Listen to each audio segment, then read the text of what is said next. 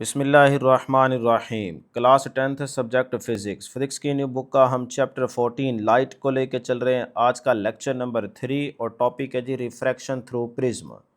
अगर आपको याद हो तो लेक्चर नंबर 2 में हम रिफ्रैक्शन ऑफ लाइट को बड़ी डिटेल में डिस्कस करके आ रहे हैं। वही सारा कॉन्सेप्ट है यहाँ पे। अब सिर्फ यहाँ पे देखना है कि जब प्रिज्म में से लाइट पास करती है तो किस तरह से रिफ्रैक्ट करती है, या जब आप लाइट को डिस्पर्स करना चाह रहे हैं तो तब भी आप प्रिज्म का यूज़ करते हैं। ये आपको बेटे अपने स्कूल की फिजिक्स लैब के अंदर प्रिज्म देखने को मिल जाएगा। ठीक है, शीशे का एक ग्लास का बना होता है ट्राइंगुलर शेप का। तो पहले इसको डिफाइन करते हैं। कहते हैं a prism is a transparent optical object. Prism क्या है बेटे? एक ट्रांसपेरेंट ऑप्टिकल ऑब्जेक्ट है with at least two polished plane surfaces, जिसकी कम से कम दो जो है ना सरफेसेस वो प्लेन पॉलिश्ड होती है, इनक्लाइन टूवर्ड्स ईच अदर, और वो दोनों पॉलिश्ड प्लेन सरफेसेस एक दूसरे पे क्या होती है? इंक्लाइंड होती है। जैसे यहाँ पे देखें ना, ये एक ट्रायंगुलर शेप का प्रिज्म आपको दिखाई दे रहा है ABC। अब इसकी दो पॉलिश्ड प्लेन सरफेसेस होती हैं जो एक दूसरे पे क्या होती हैं बेटे? इनक्लाइंड होती हैं। It is usually made of optical glass. वो कहता है ये आमतौर पे शीशे का बना हुआ होता है। And is use to refract light, और जो कि बेटे इस्तेमाल किया जाता है जब लाइट को रिफ्रैक्ट करना हो, बेंड करना हो। तो लाइट को बेंड करने के लिए इस प्रिज्म को इस्तेमाल किया जाता है जो कि शीशे का बना होता है।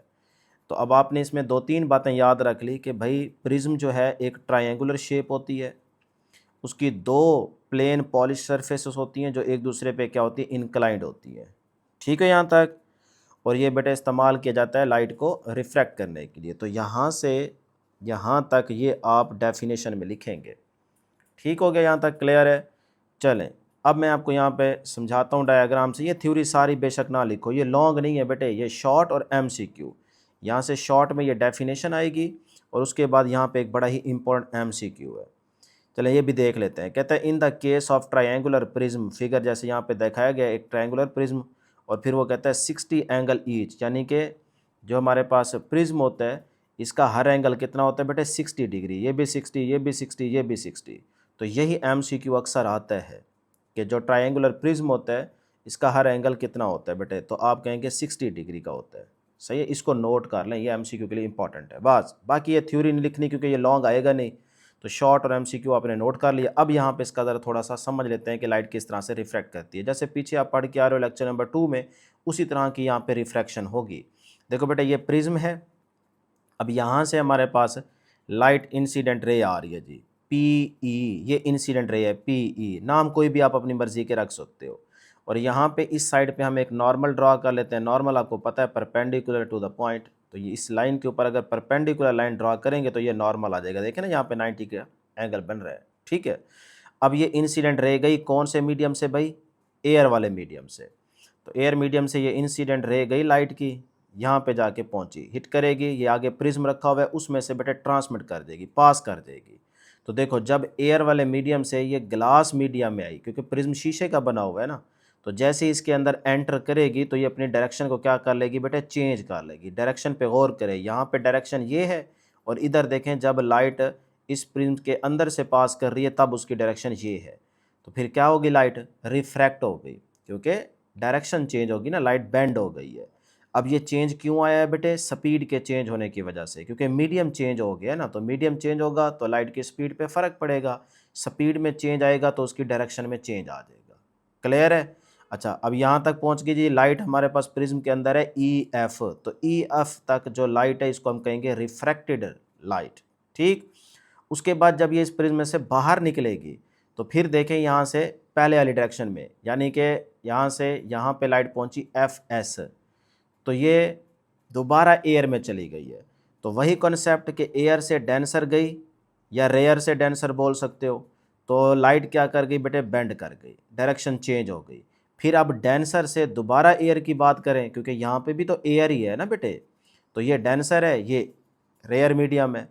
तो जब दोबारा ग्लास से एयर की तरफ गई तो दोबारा देखें बेंड कर गई। ग्लास के अंदर ये डायरेक्शन है और फिर एयर में दोबारा ये डायरेक्शन हो गई। तो चाहे आप इतने हिस्से की बात करो, चाहे इस हिस्से की बात करो, चाहे पूरे की बात करो, आपका कॉन्सेप्ट क्लियर है कि भाई जब एक मीडियम से दूसरे मीडियम में लाइट एंटर करती है तो वो रिफ्रैक्ट कर जाती है, लाइट बेंड हो जाती है। This phenomena is called refraction. और यहाँ पे हम क्योंकि प्रिज्म को लेके देख रहे हैं तो इसलिए ये कहलाएगा रिफ्रैक्शन थ्रू प्रिज्म। बस इतनी बेटे बात आपने याद रखनी है। अब जो इंसिडेंट रे है ये नॉर्मल के साथ जो एंगल बनाएगी उसको एंगल ऑफ इंसिडेंस कहेंगे, आई। और इसी तरह से प्रिज्म के अंदर देखें जो लाइट रिफ्रैक्टेड रे है, ई एफ, वो इस नॉर्मल के साथ ये वाला जो एंगल बनाएगी इसको कहेंगे रिफ्रैक्टेड एंगल। क्लियर है यहाँ तक? बस इतनी बात बेटे आपने यहाँ पे समझनी थी। अब इसके मुताबिक यहाँ पे थ्योरी लिखी गई है, जो कुछ बताया वो लिखा हुआ है, अब इसको तैयार नहीं करना। हाँ, यहाँ पे थोड़ा सा एंगल ऑफ डेविएशन की डेफिनेशन है वो देख लें। कहता है the emergent ray F S, ये हमारे पास जो एफ एस लाइट की रे है, is not parallel to the incident ray. ये वाली लाइट की रे वो कहता है इस रे के पैरेलल नहीं है, but is instead deviated by an angle D. हाँ, ये एंगल डी के ऊपर क्या हो गई है बेटे, डेविएट हो गई है, known as the angle of deviation. तो ये जो एंगल बन रहा है ना डी, ये आपके पास एंगल ऑफ डेविएशन कहलाएगा। तो यहाँ से आप एंगल ऑफ डेविएशन की डेफिनेशन मार्क कर लेंगे। This bending effect of light through a prism is widely used in optical instrument, spectrometry and light dispersion experiment. जब लाइट को डिस्पर्स करना हो या आप इसके अलावा जो है ना स्पेक्ट्रोमेट्री के अंदर या फिर कह लें कि ऑप्टिकल इंस्ट्रूमेंट को यूज़ करके आप इस तरह से लाइट को बेंड कर सकते हैं। तो अक्सर जब आप अगला चैप्टर आएगा ना उसके अंदर इंशाल्लाह, पता नहीं इस 10th की फिजिक्स में वो चैप्टर उन्होंने शामिल किया है कि नहीं, तो जब लाइट को डिस्पर्स करना हो तब भी हम प्रिज्म का यूज़ करते हैं। तो ये एक्सपेरिमेंट आपको परफॉर्म कराएंगे, आप प्रिज्म उठाएं अपनी लैब से, स्कूल की लैब से, और धूप में चले जाएँ। जैसे आप उसको थोड़ा बहुत हिलाएंगे तो आप देखेंगे जब लाइट उसमें से पास करती है तो दूसरे एंड पे आपको डिफरेंट कलर का 7 कलर का पैटर्न दिखेगा। तो इसका मतलब लाइट क्या हो गई है, डिस्पर्स हो गई है। तो उसके लिए भी आप इसी प्रिज्म का इस्तेमाल करते हैं। ठीक है, वही बात यहाँ पे वो कर रहे हैं।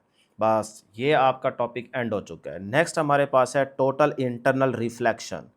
ये टॉपिक बेटे लॉन्ग के लिए इम्पॉर्टेंट है, सही, अपनी बुक के ऊपर मार्क कर लीजिएगा। यहाँ से शॉर्ट एमसीक्यू भी बनते हैं और लॉन्ग भी आता है, टोटल इंटरनल रिफ्लेक्शन।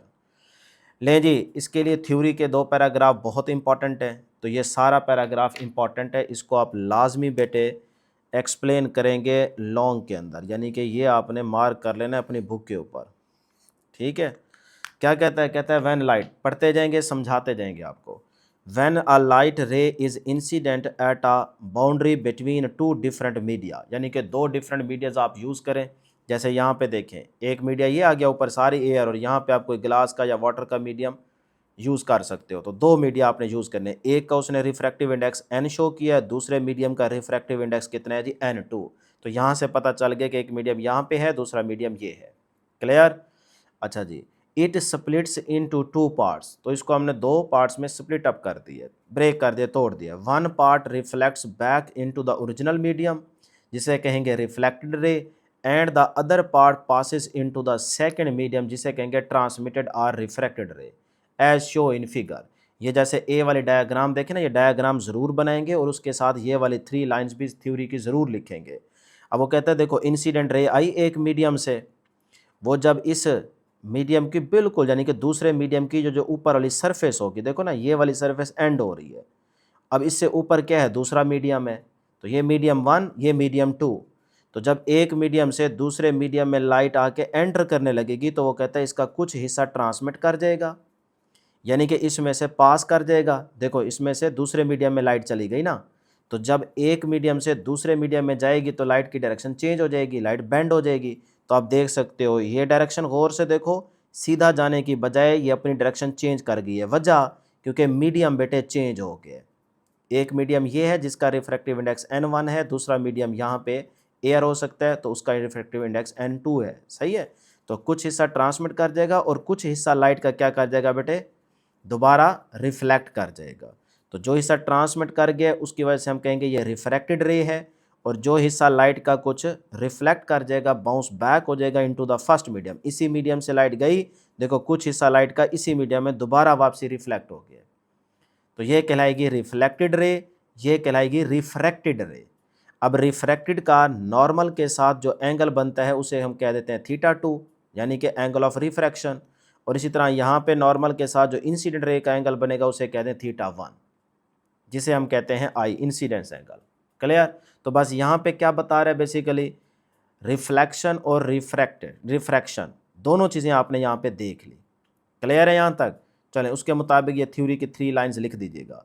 अब आपने अगली बात समझनी है जो कि एमसीक्यूज़ के लिए भी इंपॉर्टेंट है, और अब थोड़ी सी बात चेंज होगी। वो चेंज ये होगा कि अगर हम इस एंगल ऑफ इंसिडेंस को बढ़ा दें, बड़ा कर दें, ये एंगल अभी देखो इतना है, छोटा है, जब आप एंगल को ये इतना कर दोगे तो इसका मतलब लाइट की रे यहाँ से जाएगी। अब ये एंगल बढ़ गया है, तो फिर क्या होता है, यहाँ पे देखा आपने कि एंगल क्या हो गया बेटे, एंगल ऑफ इंसिडेंस बढ़ गया है। तो बढ़ाते बढ़ाते बढ़ाते इस तरह से बढ़ाते जाएं कि एक वक्त है कि जब आपकी लाइट जो है ना वो इस तरह से, यानी कि दूसरे मीडियम की बिल्कुल इस सरफेस के पैरेलल या इसके बिल्कुल ऊपर जो है ना क्या करे, ट्रैवल करे, या कह लें रिफ्लेक्ट कर जाए, या ये भी कह सकते हो कि इसका फिर एंगल नॉर्मल के साथ कितना बने बेटे, 90 डिग्री। तो फिर ये जो एंगल ऑफ इंसिडेंस होगा ये क्रिटिकल एंगल के इक्वल होगा। तो हम कह देंगे कि अब जो एंगल ऑफ इंसिडेंस है वो क्या है बेटे, क्रिटिकल एंगल के इक्वल है। ये कब होगा, angle of incidence critical angle के इक्वल कब होता है बेटे, जब आप एंगल ऑफ इंसिडेंस बढ़ाते बढ़ाते बढ़ाते इस तरह से बढ़ाएं कि एक वक्त आए कि जो आपके पास दूसरे मीडियम की सरफेस है ना उसके ऊपर लाइट क्या कर जाए बेटे, ट्रैवल करने लग जाए। या कह सकते हैं कि उस रिफ्लेक्टेड रे का जो नॉर्मल के साथ एंगल बन रहा हो वो कितना हो, 90। तो जब 90 के एंगल पे ये लाइट बेंड होगी तो उस टाइम आपके पास एंगल ऑफ इंसिडेंस जो होता है वो एंगल ऑफ क्रिटिकल के इक्वल होता है, या angle of incidence critical angle बन जाता है। ठीक है जी, बस इस डायग्राम में यही बात आपने समझनी थी। तो ये एमसीक्यू के लिए इंपॉर्टेंट है। तो अब इसी के मुताबिक यहाँ पे बुक ने थ्योरी लिख रखी है, तो ये भी पढ़ लें ताकि आपको समझ आ जाए। कहता है if the angle of incidence increases, तो यही एंगल तो हम बढ़ा रहे हैं, ये देखें जो एंगल पहले छोटा था हमने उसको बढ़ाया, जब यहाँ पे देखा तो ये एंगल बढ़ चुका है ना बेटे। तो यही बात वो लिख रहा है कि if the angle of incidence increases then refraction angle also increases, तो फिर रिफ्रैक्शन एंगल भी बढ़ता जाता है। तो ये बात एमसीक्यू के लिए नोट कर लें कि भाई अगर इंसिडेंस एंगल को आप इंक्रीज़ कर रहे हो तो जो रिफ्रैक्शन एंगल होता है वो भी बढ़ता जाता है, वो भी इंक्रीज़ होने लग जाता है। The more the angle of incidence increases, फिर और ज़्यादा बढ़ाया आपने एंगल को, the greater the angle of refraction becomes, अब वो रिफ्रैक्शन से भी बढ़ गया है। एट अ पर्टिकुलर एंगल, एक ख़ास एंगल पे चला गया है। The refracted ray no longer enter the second medium, जिससे क्या हुआ, आपने एंगल इतना बढ़ा दिया, एक ख़ास एंगल आ गया जिसकी वजह से जो रिफ्रैक्टेड रे थी वो दूसरे मीडियम में एंटर ही नहीं हो पा रही। देखें इस डायग्राम में आपने एंगल इतना बढ़ा दिया कि एक ख़ास एंगल आ गया, उस पे जो आपकी रे है वो दूसरे मीडिया में एंटर ही नहीं हुई, वो बल्कि क्या होगी बेटे, देखो उस सरफेस के ऊपर बिल्कुल पैरेलल हो गई, दूसरे मीडियम की सरफेस के अलॉन्ग हो गई। तो कहता है the refracted ray no longer enter the second medium but travels along the boundary, कि दूसरे मीडियम में वो एंटर नहीं हुई लेकिन दूसरे मीडियम की बिल्कुल बाउंड्री पे वो क्या कर रही है, ट्रैवल कर रही है। ये एरो देख रहे हो ना बेटे, ग्रीन वाला ये वाला, तो ये देखो बाउंड्री के ऊपर ट्रैवल कर गई है। This angle is called the critical angle. अब आप इस एंगल को क्या नाम देंगे बेटे, क्रिटिकल एंगल का नाम देंगे। क्लियर है जी। तो जो मैंने डायग्राम से आपको बात समझाई है वही यहाँ पे लिखी हुई है, तो ये पैराग्राफ भी आप सेकंड डायग्राम के मुताबिक पूरा लिखेंगे, ये यहाँ तक। ठीक है, क्रिटिकल एंगल को आप अलग से इस तरह से डिफाइन कर सकते हो। क्लियर है। तो इसको भी बेटे लाजमी मार्क कर लीजिएगा, क्योंकि लॉन्ग के अंदर आपको ये सारी पैराग्राफ वाली थ्योरी लिखनी पड़ेगी। लो जी, यहाँ तक आप इसको लाजमी लिखेंगे। क्लियर है। आगे चलते हैं, सेकंड डायग्राम का भी पैराग्राफ तैयार हो गया। अब यहाँ पे क्रिटिकल एंगल शॉर्ट के लिहाज से अलग से तैयार करोगे। The angle of incidence for which the angle of refraction is 90 is called the critical angle. क्या मतलब है बेटे, ज़रा इसको आसान करके याद रखें। क्रिटिकल एंगल से क्या मुराद है, जिस एंगल ऑफ इंसिडेंस पर एंगल ऑफ रिफ्रैक्शन कितना हो जाए बेटे, 90 हो जाए, तो उसे क्रिटिकल एंगल कहते हैं। दोबारा सुन लें, angle of incidence for which the angle of refraction is 90, मतलब कि जिस एंगल ऑफ इंसिडेंस पर एंगल आपका या एंगल ऑफ रिफ्रैक्शन 90 हो जाए तो उसे क्रिटिकल एंगल कहते हैं। क्लियर है जी डेफिनेशन। चलें अब आ जाते हैं थर्ड डायग्राम की तरफ। ये जो सी वाले डायग्राम है बेटे, अब इसमें देखें आपने मज़ीद और एंगल बढ़ा दिए, यानी कि इससे भी थोड़ा सा और आगे आपने एंगल को इंक्रीज़ कर दिया। तो जैसे ही थोड़ा सा और बढ़ाया तो हमने देखा कि जो लाइट की रे गई वो दूसरे मीडियम में एंटर नहीं कर रही, बल्कि वो सारी की सारी लाइट की रे अपने पहले वाले मीडियम में दोबारा वापस आ गई है। तो ये क्या बन गया, टोटल इंटरनल रिफ्लेक्शन। टॉपिक भी तो यही है, टोटल इंटरनल रिफ्लेक्शन, कि जो सारी लाइट की रे गई वो दूसरे मीडियम की बाउंड्री पे उसने हिट किया। अब उसमें से दूसरे मीडियम में से वो पास नहीं कर रही। देखो ना दूसरा मीडियम क्या है, N2 यहाँ पे सारा, उसमें से तो कुछ भी पास नहीं कर रही और उसकी बाउंड्री पे भी ट्रैवल नहीं कर रही इस तरह से, बल्कि सारी की सारी अपने पहले वाले मीडियम में N1 जिसका रिफ्रैक्टिव इंडेक्स है उसी मीडियम में सारी बाउंस बैक हो गई है। तो this phenomena is called total internal reflection. जो गई थी वो सारी की सारी अंदर दोबारा रिफ्लेक्ट हो गई है। तो इस टाइम जो आपका इंसिडेंस एंगल होता है वो क्रिटिकल एंगल से बढ़ जाता है। जब क्रिटिकल एंगल के इक्वल होता है तब लाइट बाउंड्री के दूसरे मीडियम की बाउंड्री के ऊपर ट्रैवल करती है। जब इंसिडेंस एंगल क्रिटिकल एंगल से बढ़ जाता है फिर सारे की सारी लाइट अपने पहले वाले मीडियम में बाउंस बैक कर जाती है, रिफ्लेक्ट कर जाती है, जिसे कहते हैं टोटल इंटरनल रिफ्लेक्शन। और जब angle of incidence critical angle से छोटा होता है तो फिर लाइट का कुछ हिस्सा रिफ्लेक्ट करता है और कुछ हिस्सा ट्रांसमिट कर जाता है, यानी कि रिफ्रैक्ट कर जाता है। ये 3 पॉइंट्स याद रखें। जब इंसिडेंस एंगल क्रिटिकल एंगल से लेस होगा तो ये डायग्राम बनेगी। आप कहेंगे कुछ हिस्सा रिफ्लेक्ट कर जाता है, कुछ हिस्सा रिफ्रैक्ट कर जाता है। जब एंगल ऑफ इंसिडेंस क्रिटिकल के एंगल के इक्वल हो जाता है तो फिर आपकी लाइट जो है ना वो रिफ्रैक्ट होती है, लेकिन बेटा याद रखिएगा दूसरे मीडियम की बाउंड्री पे ट्रैवल करती है जब क्रिटिकल एंगल बनता है। और तीसरी डायग्राम में आपने याद रखा जब angle of incidence critical angle से बढ़ जाता है तो फिर आपकी लाइट की रे जो है वो सारे की सारी अपने पहले वाले मीडियम में रिफ्लेक्ट कर जाती है। इसे कहते हैं टोटल इंटरनल रिफ्लेक्शन। अब समझ आ गई ना बेटे, डायग्राम से ही सारा टॉपिक कवर हो जाता है। अब इसके मुताबिक यहाँ पे थ्योरी लिख देंगे तो आपका ये लॉन्ग खत्म हो जाएगा। कहता है now if the angle of incidence is increased beyond the critical angle, critical angle से अगर आपने एंगल ऑफ इंसिडेंस और ज़्यादा बढ़ा दी है, द लाइट रे does not refract at all, तो फिर लाइट की रे रिफ्रैक्ट नहीं होती। Instead it reflects entirely back into the same medium, this phenomena is called total internal reflection. यही बात तो मैंने आपको डायग्राम में समझा दी है कि जब angle of incidence critical angle से भी बड़ा कर जाए तो फिर आपकी लाइट की रे रिफ्रैक्ट नहीं होती, बल्कि वो क्या हो जाती है, टोटली इंटरनल रिफ्लेक्ट। वो इस मीडियम से गई, इसी मीडियम में दोबारा रिफ्लेक्ट हो गई। तो ये फेनोमिना कहलाता है बेटा टोटल इंटरनल रिफ्लेक्शन। लो जी, टॉपिक बेटे आपका यहाँ तक ख़त्म हो चुका है। अब टोटल इंटरनल रिफ्लेक्शन को शॉर्ट के लिहाज से अगर ये आ जाए तो आप इस तरह से इसको डिफ़ाइन कर देंगे। जो मैंने स्टार्ट में समझाई है बात वही यहाँ पे लिखी हुई है। लॉन्ग में आता है तो आप ये डायग्राम पहले बनाएंगे, उसके मुताबिक ये थ्योरी लिखेंगे, फिर सेकंड डायग्राम बनाएंगे, उसके मुताबिक ये सेकंड पैराग्राफ लिखेंगे, फिर थर्ड वाली डायग्राम बनाएंगे, उसके मुताबिक ये वाला पैराग्राफ लिखेंगे, और स्टार्ट के अंदर आप या एंड पे ये वाली डेफिनेशन ज़रूर लिख देंगे और बीच में क्रिटिकल एंगल का भी जिक्र करेंगे। तो आपका ये टॉपिक ख़त्म हो जाएगा। सही है, इतना ही आपने करना होगा। अब इसके अंदर जो है ना थोड़ी सी आपने डेरिवेशन करनी है बेटे। वैसे तो ये पहले नहीं होती थी बुक के अंदर, अब इन्होंने बता दी है। तो अगर आप रिफ्रैक्टिव इंडेक्स को फाइंड आउट करना चाहें, वो कह दे कि रिफ्रैक्टिव इंडेक्स भी आप डिस्कस करो, तो फिर आप लॉन्ग के अंदर ये डेरिवेशन करेंगे।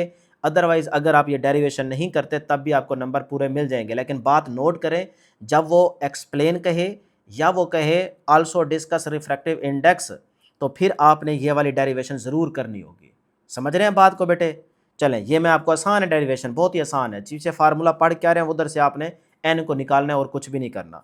तो ये बाद में देखते हैं, पहले यहाँ पे एक छोटा सा टेबल है, एमसीक्यू के लिए नोट कर ले। वैसे तो मैं पीछे आपको बता चुका हूँ कि अगर मीडियम ग्लास हो तो उसका रिफ्रैक्टिव इंडेक्स कितना होता है, 1.5 कह लो या 1.66 कह लो। इसको जगह आपके पास अगर ऑप्शन में 1.5 आ जाए तब भी ठीक है। अच्छा जी, ग्लास का होता है जी 1.52, बस ये हमने 1.5 डिस्कस किया था ना। हाँ, ये जो फ्लाइंट वाला है ये 1.6 होता है, ये 1.5 होता है। चलें ठीक है। उसके बाद आप वाटर की लाजमी रिफ्रैक्टिव इंडेक्स याद रखेंगे, आइस का भी रखेंगे, एयर का भी। वैक्यूम और एयर का तकरीबन बराबर ही होता है, ठीक है। तो डायमंड का भी लाजमी याद रख लो। पूरा टेबल याद कर सकते हो तो ठीक है, नहीं तो कम अज़ कम वाटर, एयर और ग्लास ये आपने लाजमी तैयार करना है, ठीक है। अब मैंने तो आपको पिछले टॉपिक के अंदर बताया था सिर्फ रिफ्रैक्टिव इंडेक्स, लेकिन स्पीड ऑफ लाइट भी बताई थी, लेकिन यहाँ पे अब क्रिटिकल एंगल भी आ गया है। तो आपने ये भी याद रखना है, डायमंड का जो स्पीड होती है डायमंड के केस में लाइट की वो होती है 1.25 मल्टीप्लाई 10⁸ मीटर पर सेकेंड। इसी तरह से वाटर के अंदर होती है 2.25 मल्टीप्लाई 10⁸ मीटर पर सेकेंड। 2.2 भी कर सकते हो, कोई फ़र्क नहीं पड़ता, 2 भी सिर्फ लिख सकते हो। अच्छा, उसके बाद इसका क्रिटिकल एंगल भी याद रखना है। ये एमसीक्यू भी बहुत ही इंपॉर्टेंट है बेटे, कि आपसे पूछा जाएगा कि डायमंड के केस में जो क्रिटिकल एंगल होता है वो कितना होता है, 24.4 डिग्री। इसी तरह से आइस का जो क्रिटिकल एंगल है वो ये है।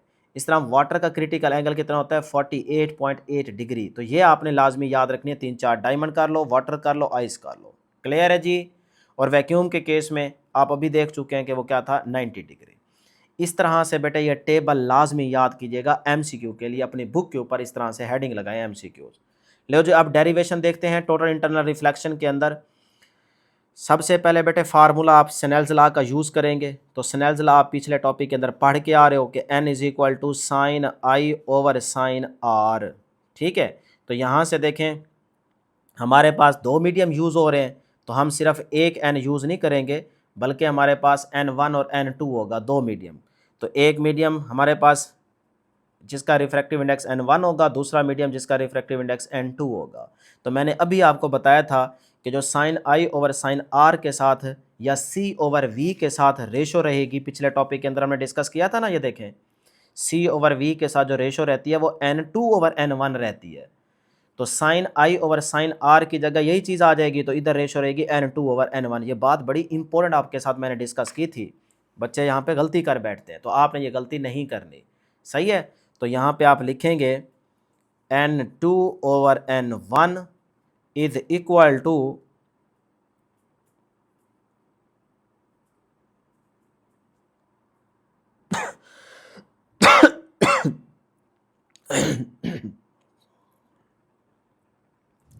Sign I over sine R. ठीक है, जो चीज़ पीछे पढ़ के उसी के मुताबिक फार्मूला लिख दिया है। अब क्रॉस मल्टीप्लाई कर दो, इसको इसके साथ, इसको इसके साथ।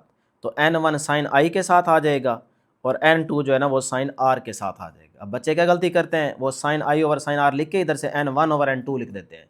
ना ना ना बेटे, मैंने आपको पीछे पढ़ाया है, समझाया है कि भाई यहाँ पे इन्वर्स रिलेशन है। ठीक है, सी ओवर वी को याद रखो ना, यहाँ पे लिख दूँ सी ओवर वी। अब इस सारे की जगह वही sine I over sine R आ गया, तो इसका रिलेशन जो होता है वो रिफ्रैक्टिव इंडेक्स के साथ इन्वर्स होता है। तो अब देखें ये वाली क्वेश्चन बन गई ना, इसे कहते हैं क्वेश्चन नंबर 1। अब यहाँ से बेटे आप लोग जानते हैं कि जब हम बात करते हैं टोटल इंटरनल रिफ्लेक्शन की, तो रिफ्लेक्टेड एंगल्स बिकम्स 90 डिग्री। और क्रिटिकल एंगल की जब बात की है, तो फिर इसका मतलब जो हमारे पास आर होगा, रिफ्रैक्टेड एंगल होगा, वो तो है ना साइन आर। तो आर की जगह क्या पुट करेंगे, 90। तो जब आप यहाँ पे 90 पुट करेंगे तो साइन 90 क्या हो जाएगा, ये हो जाएगा 1। तो ये n1 sine I as it is लिख देंगे। तो साइन आर की जगह रिफ्रैक्टेड एंगल कितना है बेटे आपका, 90 डिग्री। तो साइन 90 1 हो जाएगा। तो यहाँ पे 1 आ जाएगा, तो साथ में n2 है, n2 को 1 से मल्टीप्लाई तो n2 आएगा। तो ये आपकी सेकंड इक्वेशन बन गई। ठीक है, और यहाँ पे रीज़न भी बता दें क्योंकि साइन 90 क्या होता है, 1 होता है।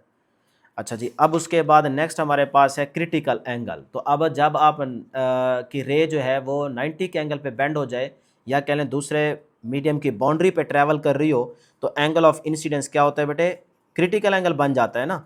तो फिर अब आप आई की जगह सी लगा दें, तो साइन आई की जगह सी इज इक्वल टू n2 अपनी जगह पे, इधर क्या था n1 था, वो n1 इधर आके क्या हो गया, डिवाइड हो गया।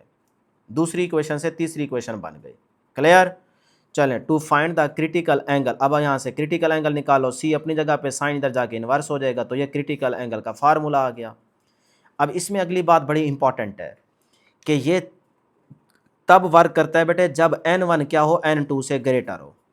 यानी कि जब आप ग्लास से एयर की बात कर रहे हो तो ग्लास का रिफ्रैक्टिव इंडेक्स ज़्यादा होगा। तो डेंसर टू रेयर मीडियम, ये निशानी याद रख लें, डेंसर टू रेयर। जब भी डेंसर टू रेयर बात करेंगे तो रिफ्रैक्टिव इंडेक्स n1 जो होगा वो बड़ा होगा n2 से। सही है ना, जैसे यहाँ पे देखें ना, अब ये सारा हमारे पास सपोज करो ग्लास मीडियम है, ये ग्लास मीडियम है, इधर एयर है। तो डेंसर टू रेयर मीडियम की बात कर रहे हैं, तो फिर n1 क्या होगा, n2 से ग्रेटर होगा। तो इस केस में आप देख सकते हैं कि n1 जो है वो n2 से ग्रेटर है। तो इसी बात को वो यहाँ पे डिस्कस कर रहा है, meaning the light must travel from the denser medium to rare medium. ये कंडीशन तब सेटिस्फाई होगी जब आपकी लाइट ट्रैवल कर रही होगी डेंसर मीडियम से रेयर मीडियम की तरफ। और वो बात हमने यहाँ पे देखी है, हमारा गेस बिल्कुल ठीक है, denser to rare, denser to rare, denser to rare बात हम कर रहे हैं। तो इस सूरत में फिर आपके पास जो n2 होगा बेटे, ये तो बहुत छोटा हो जाएगा, इतना छोटा कि इसकी वैल्यू हम कंसिडर कर लेते हैं 1। ठीक है। तो फिर n2 की जगह आप 1 पुट कर दोगे तो 1/n1, जब एक रह जाए तो फिर उसको जनरल फॉर्म में क्या लिखते हैं, n लिखते हैं। तो फिर साइन सी का फार्मूला ये बन जाएगा। देखो ना, n2 की जगह क्या लिख दोगे, 1 लिख दोगे ना। ये एंगल बहुत छोटा हो गया है, इतना छोटा कि इसके मुकाबले में कुछ भी नहीं है, तो उसको हम कंसिडर कर रहे हैं बेटे 1। ठीक है, तो n2 की जगह 1 आ जाएगा और n1 को हम रिप्लेस कर देते हैं n से। तो इसी फार्मूले से आपका ये वाला फार्मूला बन गया। अब यहाँ से n निकाल लो, n निकालोगे तो n इधर चला जाएगा, साइन सी इसके नीचे आ जाएगा, तो n is equal to 1/sin C. तो इस तरह से आपको यहाँ पे रिफ्रैक्टिव इंडेक्स का बेटे फर्स्ट मटेरियल का रिफ्रैक्टिव इंडेक्स का फार्मूला मिल गया है, जिसमें आप c की वैल्यू पुट करके यहाँ से n की वैल्यू निकाल सकते हो। लो जी, यहाँ तक ये टॉपिक आपका ख़त्म हो गया। बस अगर ये लॉन्ग आता है और साथ में वो कहता है रिफ्रैक्टिव इंडेक्स फर्स्ट मीडियम का फाइंड आउट करें, तो फिर यहाँ तक इसको आप लाजमी लिखेंगे। अब उसके बाद आगे जो एक्सपेरिमेंट है, ये जो चीज़ आपने रिफ्रैक्शन में समझी है, पढ़ी है, उसका आप एक्सपेरिमेंट परफॉर्म करोगे। तो आपको बेटे 10th के पेपर्स के बाद प्रैक्टिकल करवाए जाएंगे, और अभी शायद कुछ स्कूल अच्छे हों तो उसके अंदर भी एक वीक में एक प्रैक्टिकल कराया जाता है। तो उसमें आपको ये प्रैक्टिकल परफॉर्म करवाया जाएगा कि एक रेक्टेंगुलर शीशे की स्लैब लेकर, फिर डी शेप की स्लैब लेकर, फिर प्रिज्म को लेकर आप देखेंगे कि किस तरह से लाइट जो है ना वो रिफ्रैक्ट करती है। तो ये आपको टीचर प्रैक्टिकल करवाएंगे, परफॉर्म सिखाएंगे।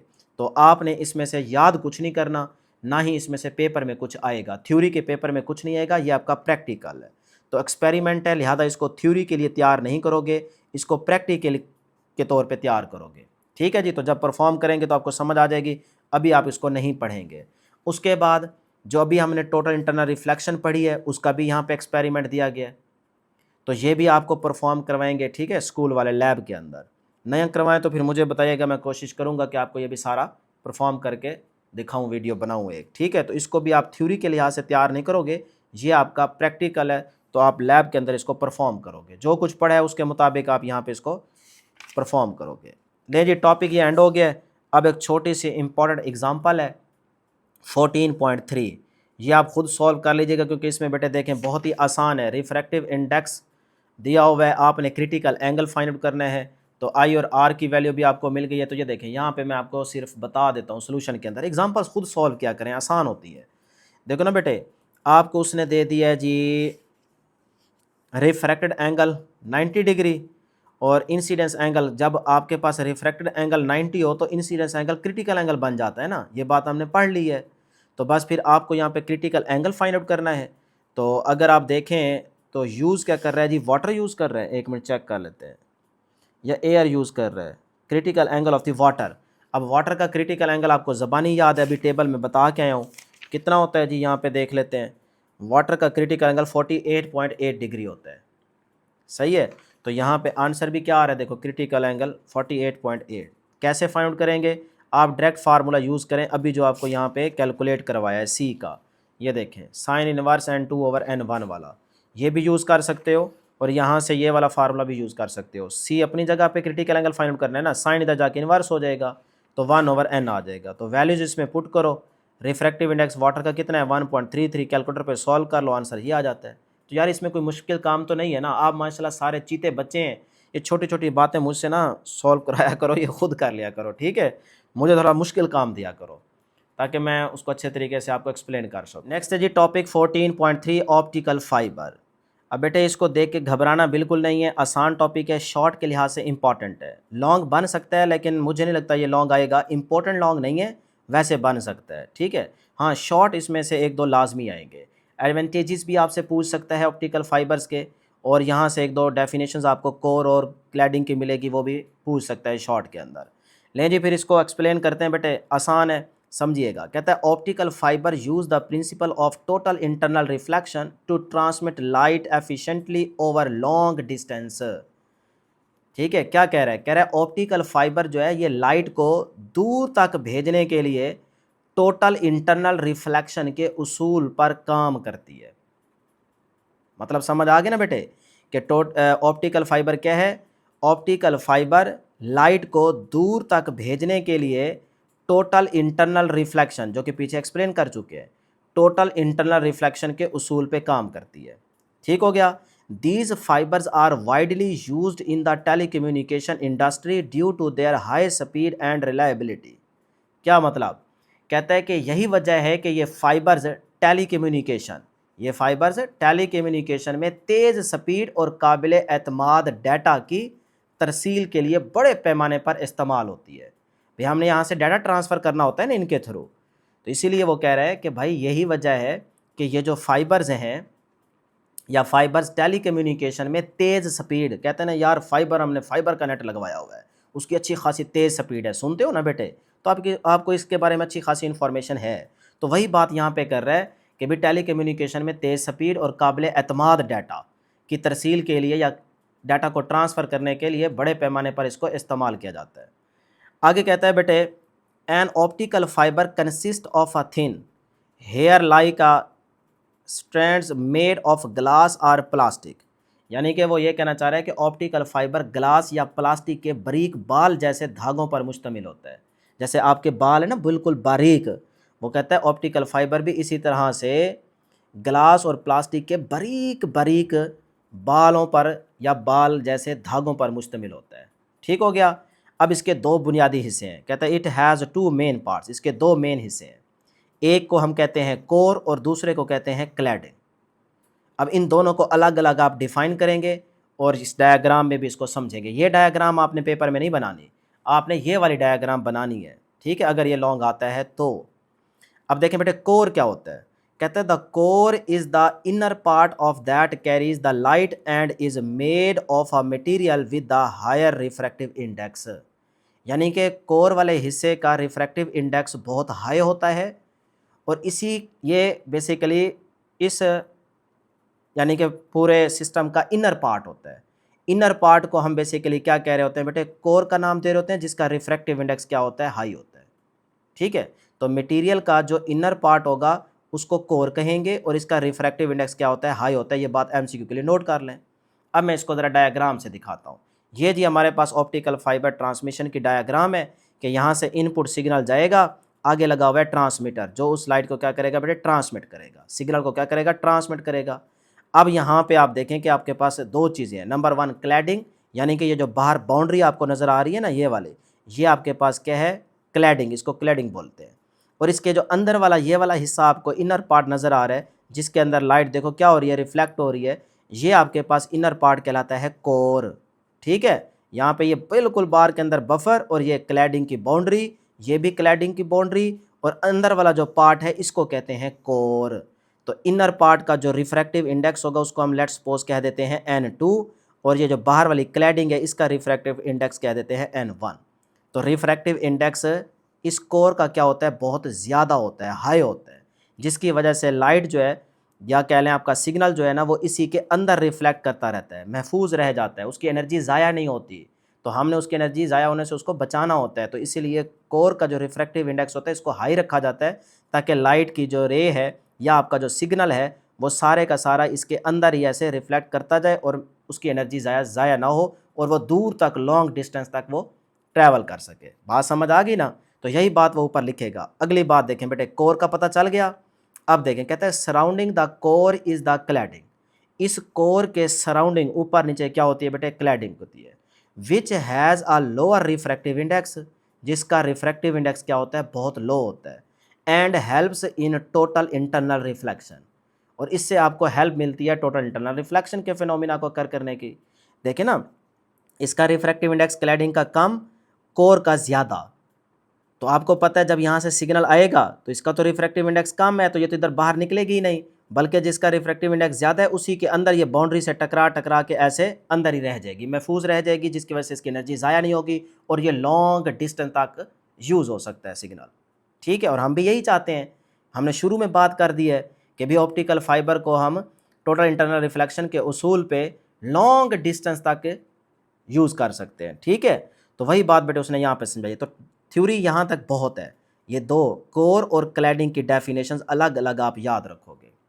ठीक है, अब आगे अगर आप पढ़ना चाहते हो तो पढ़ सकते हो, नहीं तो बस यहीं तक इसको एंड कर दो। जो बात इंपॉर्टेंट थी कोर और क्लैडिंग के पॉइंट ऑफ व्यू से वो मैंने आपको इस डायग्राम में बता दी है, तो आप इसी तरह की डायग्राम बना देंगे। अब यहाँ से आप उस सिग्नल को क्या कर लेंगे, रिसीव कर लेंगे।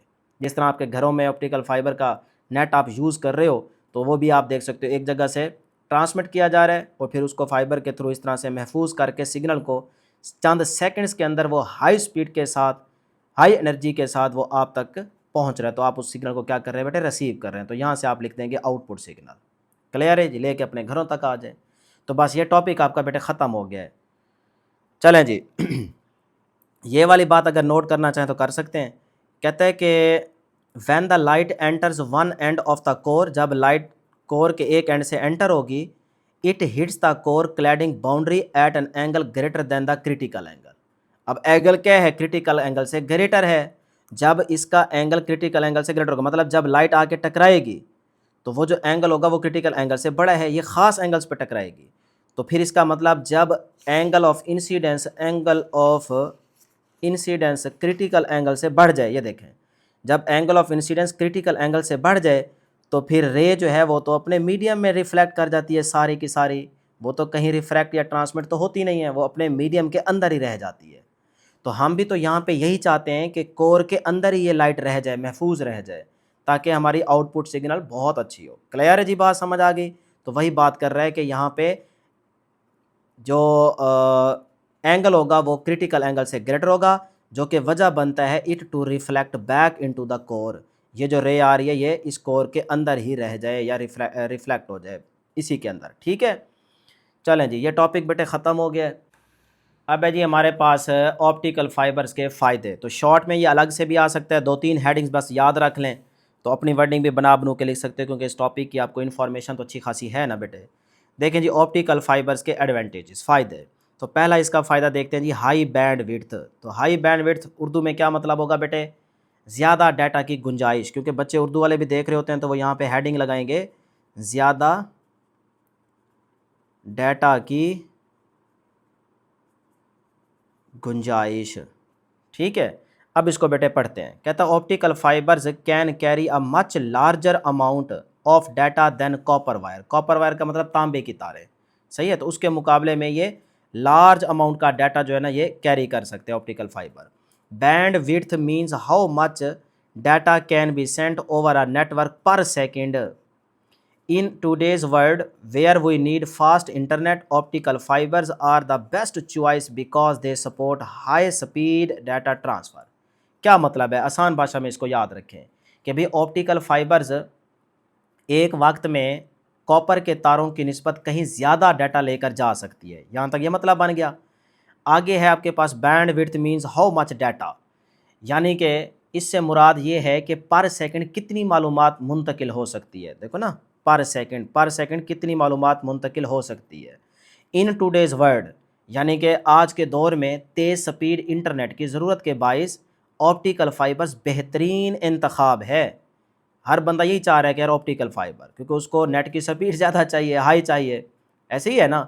तो क्योंकि ये बहुत ज़्यादा स्पीड से डाटा मुंतकिल करती है, उसने बता दिया because they support high speed data transfer. तो इसलिए हर बंदा यही चाहेगा कि भाई ऑप्टिकल फाइबर का यूज़ किया जाए। लें जी उसके बाद सेकंड हेडिंग है इसकी, लो पावर कंजम्पशन। अब इसमें अगर आप खुद से ऐड करना चाहें वर्डिंग कर सकते हो, नहीं तो ये वाला पैराग्राफ लाजमी तैयार करोगे। अब इसमें कहते हैं they use less power than copper cables, यानी कि ये जो कॉपर के तारों के मुकाबले में कम एनर्जी का इस्तेमाल करती है। उसके बाद also because they last longer and are more durable, they reduce the cost of repairs and maintenance.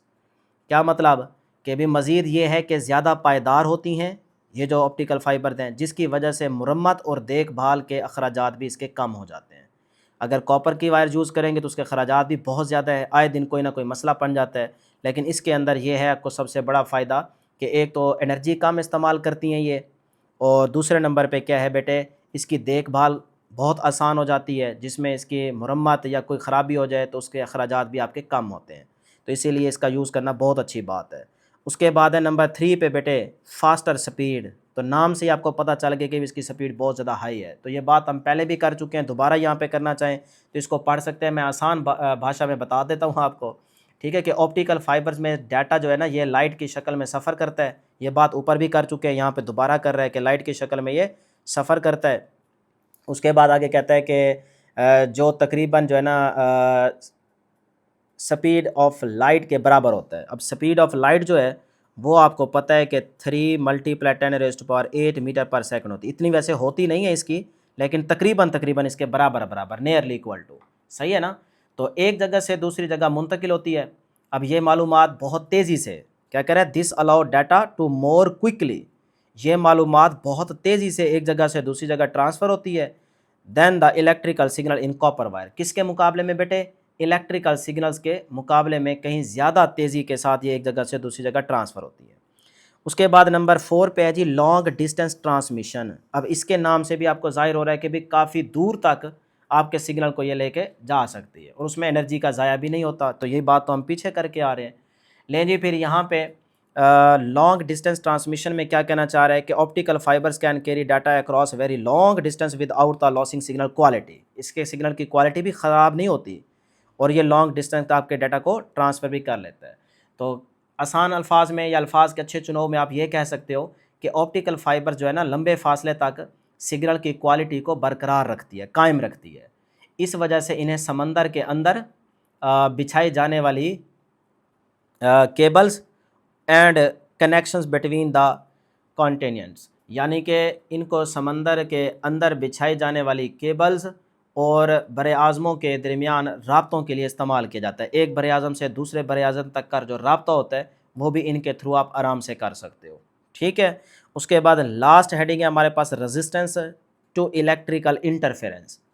अब इसमें क्या कह रहा है, कह रहा है सिंस, यानी कि वही बात करेगा जो आपको पहले बता चुका है। सिंस इसीलिए तो यूज़ कर रहा है। कहता है कि मैं आसान अल्फाज में आपको इसका मतलब बता देता हूँ कि चूँकि ऑप्टिकल जो फाइबर्स है ना बेटे, ये रोशनी फाइबर्स में जो है ना लाइट सफ़र करती है, यानी कि since optical fibre use light instead of electricity. वो कहना ये चाह रहा है चूँकि ये जो ऑप्टिकल फाइबर्स में लाइट सफ़र करती है इसीलिए इलेक्ट्रिसिटी नहीं, इसीलिए ये इलेक्ट्रिकल शोर या मुदाखलत से मुतासिर नहीं होती। क्योंकि ये बेटे लाइट में ट्रैवल करती है तो इसीलिए कोई अगर बाहर शोर शराबा है या कुछ भी है इसके आसपास तो उससे इसके ऊपर कोई असर नहीं पड़ता। ठीक है। इसके बरअक्स जो आप कॉपर की तार यूज़ करेंगे तो उसमें वो कहता है अक्सर इलेक्ट्रिकल खलल की वजह से जो सिग्नल है उसके अंदर ख़राबी आ सकती है। ठीक है। तो बस यही बात जो पहले की है वही उसने दोबारा यहाँ पे कर दी है। तो यहाँ तक बेटे आपका ये टॉपिक एंड हो जाता है। लें जी फिर 2-3 फ़ायदे याद रख लीजिएगा जो आसान है, पहले 2-3 आसान ज़्यादा हैं। ठीक है। तो इस तरह से ये टॉपिक भी आपका ख़त्म हो चुका है। नेक्स्ट इंशाल्लाह हम थिन लेंसेज़ को पढ़ेंगे। अब हमारे पास जो सेकंड हाफ़ चैप्टर रह गया इससे समझें, उसके अंदर अब लेंसेज़ की टाइप्स और लेंसेज़ के बारे में सारी चीज़ें आएंगी। आसान चीज़ें हैं, टेंशन बिल्कुल नहीं लेनी, मेरे साथ साथ चलेंगे। जैसे जैसे लेक्चर्स अपलोड होते जा रहे हैं अगर आप देखते जा रहे हैं, समझते जा रहे हैं, नोट करते जा रहे हैं, अपने बुक को नोट्स बनाते जा रहे हैं तो फिर बेटे कोई प्रॉब्लम नहीं होगी। हाँ, अगर आप भगा भगा के वीडियो देखेंगे, मूड ऑफ करके वीडियो पे आएंगे तो फिर आपकी काफ़ी सारी चीज़ें रह जाएंगी। तो इंशाल्लाह नेक्स्ट वीडियो में जल्द मुलाकात होगी। अल्लाह हाफ़िज़।